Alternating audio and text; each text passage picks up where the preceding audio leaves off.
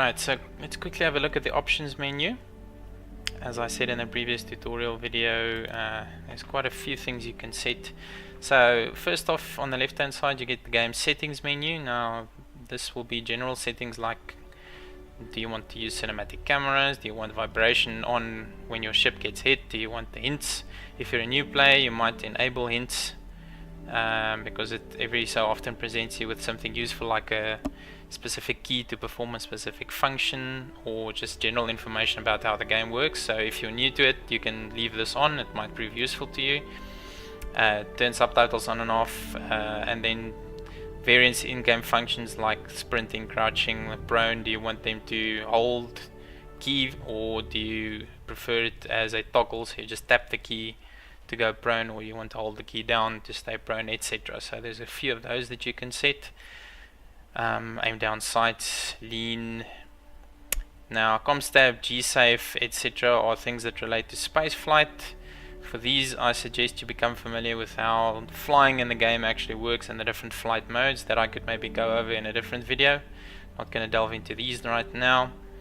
And then the same down here, do you prefer lag or lag pips? When aiming I normally prefer lag, but that's a whole explanation by itself. Flight targeting Esp, this is for joysticks. Do you want your weapons locked, or do you want them to gimbal so that they, if you're using a mouse, follow the mouse cursor? So there's a lot of options that you can go through. There's not really enough time to explain what all of these things do, but feel free to play with them and see what it works like. The graphics menu is very basic at this point, not too many settings you can change. Gamma, brightness, contrast, the usual stuff. Obviously you can change your resolution to whatever works best for your monitor. Full screen versus full screen windowed mode. Quality settings, not a huge difference between how the game performs on the different settings in my experience. I've got a mid-range video card, so I prefer to set this to medium currently, but you can try out the different settings and see if it works for you. You can change the field of view, turn on motion blur if you prefer. I prefer to play with that off because it helps performance. VSync on and off, obviously to limit to your monitor's refresh rate. And then sharpening, chromatic aberration, I normally turn off, but that's personal preference. Audio settings, the usual stuff. Change volume for different in-game settings, sound effects, music, speech. You can also change dynamic range to suit whatever setup you're using. Computer verbosity, basically how much does your ship annoy you? Will it constantly remind you of things that you're not interested in, or do you want it to stay quiet all the time? So you've got a full range of settings here that you can try out. Controls, this is an extensive list of things that you can modify when it comes to the controls list. So mouse sensitivity, and yeah, for all sorts of things like flight and running around on foot, driving vehicles, etc, etc. Here's the main mouse sensitivity slider. ADS is aim down sights. How sensitive do you want that to be when you're right clicking to aim down sight at an enemy? Zoom multiplier, I'm not 100% sure what this does. I haven't played around with it too much. And then of course mouse acceleration and smoothing, these you can set to your taste, so play with them, see what they do, and or see what works for you.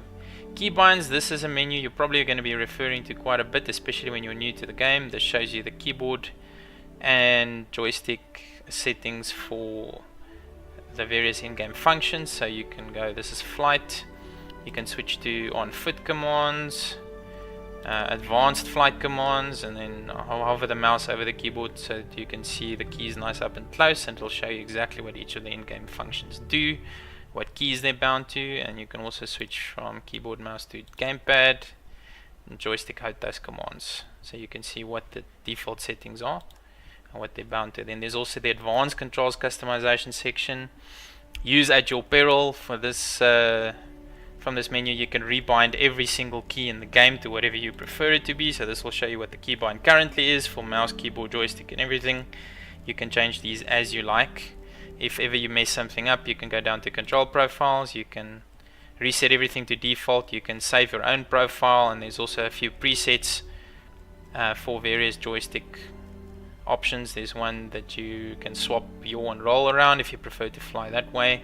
So lots of options. Become familiar with this menu, use it as you see fit. Then the last one is COM settings. VoIP, of course, face over IP, which is a new addition. You can use this if you've got a webcam. VoIP is now available in-game as well, so you can set your microphone settings over here to use the in-game voice over IP. If you do have a webcam, you can enable free look as well, so you can use your webcam as a head tracker, which is pretty nifty. But yeah, so play around with this if you've got a webcam, see how well it works for you. Alright, that about covers the options menu. This one went on a little bit long, but as you can see, there's an extensive list of stuff you can change, so play around with that. Just one more thing I quickly want to show you in this video. You'll see that there's a FPS and various other system resources being tracked in the menu up here, so this is useful for seeing how much of your system resources are currently being consumed by the game. If at any point you want to turn this off, you can use the tilde button. It should be on most keyboards just below escape and above tab, the little wavy line button, so you can hit that. It'll bring up the console, and then you can hit R underscore display. If you type this and then hit the tab button, it should complete the command for you. Change it from the 3, which is the current setting, to 0, and then close the console, and the display will be gone. And if ever you want it back, you can just hit console again, set it back to 3, and it will reappear. Alright, I hope that was helpful. See you in the next vid.